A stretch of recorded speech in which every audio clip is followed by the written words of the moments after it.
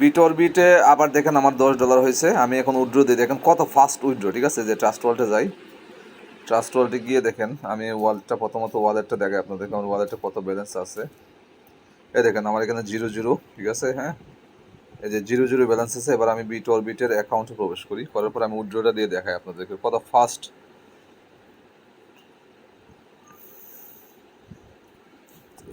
Okay okay, trust wallet, sign in, দেখেন কত fast withdraw. ঠিক আছে, হ্যাঁ, আমি উইথড্রটা দিয়ে এখন দেখাবো আপনাদেরকে। $10 হয়ে গেছে যেহেতু উইথড্র দিই। এর এখানে আমার অ্যাভেলেবেল ব্যালেন্স, এই যে অ্যাভেলেবেল ব্যালেন্স $10। এর আগে আমি টোটাল উইথড্র দিছি $32.72। এই যে আবার $10 উইথড্র ব্যালেন্স আছে। ঠিক আছে, এই যে $10 অ্যাভেলেবেল ব্যালেন্স, দেখেন দ্বিতীয় অপশনটা।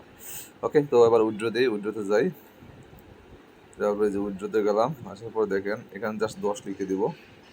10 লিখে দিয়ে যে নিচে দেখেন উইথড্র নামে একটা অপশন আছে, জাস্ট ওকে টাচ করলাম।